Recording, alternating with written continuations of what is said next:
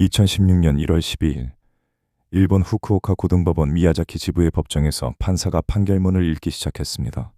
그런데 판결문의 내용이 진행될수록 그 침묵의 질이 달라지기 시작했습니다. 판사는 이렇게 말했습니다. 피고인의 유죄를 뒷받침하는 핵심 증거, 즉 피해자의 몸에서 채취한 정액의 DNA가 피고인의 것이 아니라는 사실이 확인되었다고. 그 말이 끝나는 순간 법정 안의 공기가 바뀌었습니다. 그리고 누군가의 3년이 되돌아왔습니다. 아니, 정확히는 되돌아오지 않았습니다. 그 3년은 이미 사라진 뒤였으니까요. 안녕하십니까. 저는 닥터 코르보입니다. 수백 년을 살아오면서 저는 수많은 억울한 죽음을 보았습니다. 그런데 오늘 이야기는 죽음이 아닙니다. 살아있는 사람이 겪은 이야기입니다. 어떤 의미에서는 그래서 더 기묘합니다. 오늘은 가고시마 천문관 사건에 대해 이야기해 보겠습니다. 일본에서 DNA 증거가 유죄 판결을 뒤집은 사건입니다. 단순히 억울한 사람이 풀려난 이야기가 아닙니다. 이 사건은 법정이, 과학기관이, 그리고 인간의 믿음이 얼마나 쉽게 오작동할 수 있는지를 보여주는 이야기입니다. 먼저 장소부터 이야기해야겠습니다. 가고시마. 일본 규슈 최남단에 위치한 도시입니다.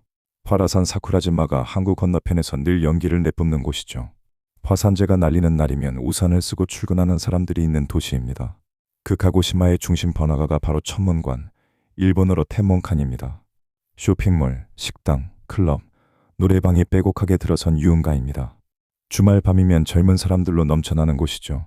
이 사건은 그 텐몬칸에서 시작되었습니다. 2012년 10월의 어느 밤이었습니다. 한 젊은 여성이 클럽 행사에 참석했습니다. 당시 그녀의 나이는 17살이었습니다. 그리고 그날 밤 그녀는 경찰에 신고를 했습니다. 자신이 성폭행을 당했다고. 그녀가 지목한 사람은 당시 20살 남짓의 청년. 이 스크립트에서는 편의상 A라고 부르겠습니다. A는 곧 체포되었습니다. 잠깐. 이 사건을 이해하려면 A가 어떤 사람이었는지를 먼저 알아야 합니다. 기록에 남아있는 것은 많지 않습니다. 그의 나이, 그의 부인, 그가 술에 취해 있었다는 것, 그리고 그가 처음 경찰에 연행된 순간부터 마지막 판결이 나는 순간까지 단 한 번도 자신의 말을 바꾸지 않았다는 것. 그는 이렇게 말했습니다. 저는 그날 밤 술에 취해 있었고 기억이 없습니다. 하지만 저는 그런 짓을 하지 않았습니다. 그 여성을 알지도 못합니다. 이 진술은 체포되던 날부터 무죄 판결을 받는 날까지 흔들리지 않았습니다. 그런데 1심 재판은 그의 말을 믿지 않았습니다. 왜 그랬을까요? 여기서 이 사건의 첫 번째 이상한 지점이 등장합니다. 잠시 후에 말씀드리겠습니다. 그 전에 먼저 재판에 제출된 증거들을 살펴봐야 합니다. 검찰이 제출한 물적 증거는 두 가지였습니다. 첫 번째는 피해자의 가슴 부근에서 채취된 타액과 유사한 물질이었습니다. 이 물질에서 추출한 DNA는 피고인 A의 유전자 프로필과 일치했습니다. 두 번째는 피해자의 신체에서 채취된 정액이었습니다. 그런데 이 두 번째 증거에 대해 수사기관은 이렇게 말했습니다. DNA를 추출하기에는 양이 너무 미량이어서 완전한 DNA형 검사가 불가능했다고. 즉, 결론을 낼 수 없다는 것이었습니다. 여기서 잠깐 생각해 보십시오. 피해자의 몸에서 채취된 정액의 DNA를 분석하지 못했다는 것은 그 정액이 누구의 것인지 확인하지 못했다는 뜻입니다. 이것은 피고인에게 불리한 증거가 아닙니다. 오히려 의문을 남기는 증거입니다. 합리적 의심의 여지가 있는 것이죠. 그런데 1심 재판부는 이 상황을 어떻게 처리했을까요? 재판부는 피해자 B의 증언을 핵심 근거로 채택했습니다. 그녀는 법정에서 눈물을 흘리며 증언했습니다.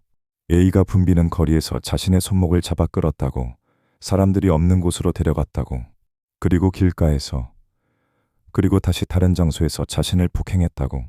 재판부는 이 증언이 극히 신빙성이 높다고 판단했습니다. 그리고 A에게 징역 4년을 선고했습니다. 저는 이 판결문의 표현을 다시 한번 읽어보고 싶습니다. 극히 신빙성이 높다. 피해자의 진술이 극히 신빙성이 높다. 정액의 DNA는 분석 불가. 이 두 문장이 같은 판결문 안에 들어 있습니다. 재판부는 분석하지 못한 증거를 옆에 두고 눈물을 흘리는 증인을 보며 유죄를 선고했습니다. 논리적으로 문제가 없어 보일 수 있습니다. 그런데 말이죠. 여기서 이야기가 달라집니다. A는 항소했습니다. 항소심은 후쿠오카 고등법원 미야자키 지부에서 진행되었습니다. 그리고 항소심 재판부는 1심과 다른 결정을 내렸습니다. 그들은 1심에서 분석 불가 판정을 받았던 그 정액 증거물을 다시 검사하기로 했습니다. 재감정 결과는 충격적이었습니다. 정액에서 DNA가 추출되었습니다. 완전한 DNA 프로필이 확인되었습니다. 그리고 그 DNA는 피고인 A의 것이 아니었습니다. 피해자의 신체에서 채취된 정액은 제3의 남성의 것이었습니다. A와는 전혀 다른 사람. 이 결과 앞에서 항소심 재판부는 멈췄습니다. 그리고 다시 생각하기 시작했습니다. 피해자의 몸에는 두 남성의 흔적이 있었습니다. A의 타액과 유사한 물질이 가슴 부근에서, 그리고 전혀 다른 남성의 정액이 신체 내부에서. 이 두 가지 사실이 동시에 존재한다는 것은 1심 재판부가 그토록 신뢰했던 피해자의 증언과 어떻게 맞아떨어지는 것일까요? 항소심 재판부는 피해자 B의 증언을 처음부터 다시 검토했습니다. 이번에는 다른 시각으로 그녀의 진술이 신빙성이 있는 것인지가 아니라 그녀의 진술이 거짓일 가능성은 없는지를 검토했습니다. 재판부는 현장의 CCTV 영상과 기타 객관적 증거들을 피해자의 증언과 대조했습니다. 그리고 결론을 내렸습니다. 피해자 B의 증언의 신빙성은 인정하기 어렵다고. 2016년 1월 12일 A는 무죄 판결을 받았습니다. 자, 여기까지 들으셨다면 이렇게 생각하실 수 있습니다. 억울한 사람이 DNA 덕분에 풀려났다. 다행이다. 그런데 이 사건이 단순히 그런 이야기였다면 저는 오늘 이 이야기를 꺼내지 않았을 것입니다. 이 사건의 진짜 핵심은 따로 있습니다. 그것은 바로 처음에 그 정액을 분석했던 기관의 이야기입니다. 기억하시겠습니까? 수사 단계에서 과학수사연구소, 일본어로 과수연이라고 부르는 기관이 정액 샘플을 분석했습니다. 그리고 그들은 말했습니다. 양이 너무 미량이어서 완전한 DNA형 검사가 불가능하다고. 그런데 항소심에서 재감정을 의뢰했더니 완전한 DNA 프로필이 나왔습니다. 같은 증거물에서. 이 사실을 확인한 항소심 재판부는 두 가지 가능성을 언급했습니다. 첫 번째는 원래 감정을 담당했던 연구소 직원들이 DNA 추출 기술이 극히 미숙했을 가능성입니다. 재판부는 실제로 이 가능성을 묘사하면서 놀랍도록 아마추어적인 처리 방식이라는 표현을 사용했습니다. 국가기관의 감정 결과에 대해 법원이 놀랍도록 아마추어적이라는 단어를 쓴 것입니다. 이것이 첫 번째 가능성입니다. 그런데 두 번째 가능성이 있습니다. 이 부분을 주목해 주십시오. 재판부는 또 다른 가능성을 제기했습니다. 원래 감정에서 DNA 추출이 실제로는 성공했을 수 있다는 것입니다. 그리고 그 결과가 피고인 A와 일치하지 않는 제3자의 DNA였기 때문에 그 결과가 제대로 보고되지 않았을 가능성, 즉 수사기관의 불리한 감정 결과가 은폐되었을 수 있다는 것입니다. 재판부는 어느 쪽이 사실인지 확정하지 않았습니다. 기록만으로는 판단할 수 없었으니까요. 하지만 두 가능성 모두 결과는 같습니다. 무고한 사람이 감옥에 갔습니다. 잠깐, 여기서 한 가지 더 짚어야 할 것이 있습니다. A의 타액과 유사한 물질이 피해자의 가슴 부근에서 발견된 것은 사실입니다. 이 증거는 항소심에서도 부정되지 않았습니다. 즉, A와 피해자 사이에 어떤 형태의 신체 접촉이 있었을 가능성은 완전히 배제되지 않습니다. 그러나 그것이 강간이었는지 아니면 전혀 다른 맥락의 접촉이었는지는 이 사건의 기록만으로는 확정할 수 없습니다. 항소심 재판부가 피해자 B의 증언 전체를 신뢰하기 어렵다고 판단한 것은 CCTV와 현장 증거와의 모순 때문이었습니다. 하지만 그 모순의 구체적인 내용이 무엇이었는지 공개된 자료에는 상세히 기재되어 있지 않습니다. 그렇다면 이제 이 질문을 해야 합니다. 어떻게 이런 일이 가능했을까요? 첫 번째로 생각할 수 있는 것은 피해자 진술의 절대적 신뢰 문제입니다. 성폭력 사건에서 피해자의 진술은 매우 중요한 증거입니다. 당연히 그래야 합니다. 피해자를 보호하고 그들의 목소리가 법정에서 들려야 한다는 원칙은 중요합니다. 일리가 있어 보입니다. 그런데 말이죠. 이 원칙이 다른 물적 증거에 대한 검증을 약화시키는 방향으로 작동할 때 문제가 생깁니다. 1심 재판부는 정액 DNA 감정 불가라는 결과를 앞에 두고도 피해자의 증언이 극히 신빙성이 높다는 이유만으로 유죄를 선고했습니다. 기억은 틀릴 수 있습니다. 진심으로 믿는 기억도 틀릴 수 있습니다. 그것이 거짓말이 아니더라도 사실과 다를 수 있습니다. 이것은 피해자를 의심하라는 말이 아닙니다. 모든 증거를 동등하게 검증하라는 말입니다. 그런데 1심은 그러지 않았습니다. 두 번째로 생각할 수 있는 것은 수사의 방향성 문제입니다.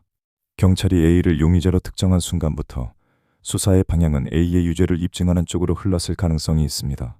이것을 터널 비전이라고 부릅니다. 수사관들이 특정 결론을 향해 달려가다 보면 그 결론과 맞지 않는 증거는 자연스럽게 주변부로 밀려납니다. 정액 DNA 감정 불가라는 결과가 수사를 멈추게 하지 않고 그냥 지나쳐진 것은 이 맥락에서 이해할 수 있습니다. 그럴듯한 설명입니다. 그런데 말이죠. 터널 비전으로는 설명이 안 되는 부분이 있습니다. 재판부가 제기한 두 번째 가능성, 즉 DNA 추출이 성공했지만 그 결과가 보고되지 않았을 수 있다는 것. 이것은 실수가 아닙니다. 이것은 다른 이야기입니다. 세 번째로, 과학수사기관의 독립성 문제가 있습니다. 과학수사연구소는 객관적이어야 합니다. 검찰의 입장도 피고인의 입장도 아닌 오직 사실만을 보고해야 합니다. 그것이 그 기관이 존재하는 이유입니다. 그런데 이 사건에서 그 기관은 제 역할을 했을까요? 놀랍도록 아마추어적인 처리 방식이었거나 아니면 불편한 결과를 숨겼거나 법원은 이 둘 중 하나라고 말했습니다. 어느 쪽이든 과학수사기관이 제 역할을 하지 못했다는 결론은 같습니다. 그리고 그 실패의 대가는 한 청년이 치렀습니다.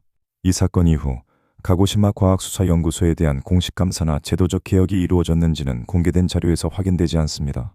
어쩌면 내부적으로 조용히 처리되었을 수도 있습니다. 어쩌면 아무 일도 없었을 수도 있습니다. 대단히 투명한 기관이었습니다. 그리고 피해자 B에 대해서도 이야기해야 합니다. 항소심 재판부는 그녀의 증언의 신빙성을 부정했습니다. 하지만 그녀가 허위 고소에 대한 법적 책임을 졌는지는 공개된 기록에 나와 있지 않습니다. 그녀가 의도적으로 거짓말을 한 것인지 아니면 진심으로 잘못 기억한 것인지 혹은 그날 밤 실제로 무언가를 경험했지만 그 대상을 혼동한 것인지 이것도 확인되지 않습니다.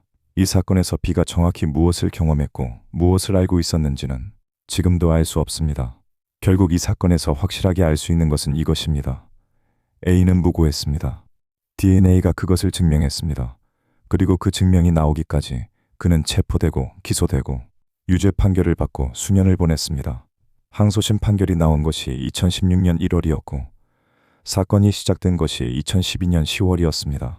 3년이 넘는 시간입니다. 저는 수백 년을 살아오면서 법정을 많이 보았습니다. 중세의 종교재판도, 근대의 마녀재판도, 그리고 현대의 법정도. 시대마다 형식은 달랐지만 한 가지는 변하지 않았습니다. 사람들은 자신이 믿고 싶은 것을 믿는다는 것. 눈물을 흘리는 증인을 보면 믿고 싶어집니다. 가슴에서 발견된 타액이 피고인과 일치한다는 말을 들으면 믿고 싶어집니다. 그 믿음이 틀릴 수 있다는 것을 사람들은 좀처럼 받아들이지 않습니다. 특히 그 믿음이 이미 판결문에 적혀 있을 때는 이 사건이 우리에게 남기는 것은 결국 이 질문입니다. 우리는 무엇을 증거로 삼을 것인가? 눈물인가? DNA인가? 물론 대답은 분명합니다. 그런데 그 분명한 대답이 법정에서 실제로 지켜지지 않을 때 그 대가는 언제나 사람이 치릅니다. A는 지금 어디서 무엇을 하고 있을까요? 기록에는 없습니다. 무죄 판결을 받은 뒤 그의 이름이 어디에도 다시 등장하지 않습니다. 어쩌면 그것이 그가 원한 것일 수도 있습니다. 아무도 자신을 모르는 곳에서 조용히 살고 싶었을 수도 있습니다. 그날 밤 텐몽칸의 분비는 거리에서 손목을 잡혔다고 진술된 그 순간부터 무죄 판결을 받기까지 그는 3년이 넘는 시간 동안 자신의 결백을 말했습니다. 단 한 번도 말을 바꾸지 않고 그리고 결국 DNA가 그의 말이 맞았다는 것을 증명했습니다. 하지만 그 3년은 돌아오지 않습니다. 저는 닥터 코르보였습니다. 이런 이야기가 더 궁금하시다면 구독을 눌러주십시오. 저는 도망가지 않습니다. 다만 좀 느릴 뿐입니다.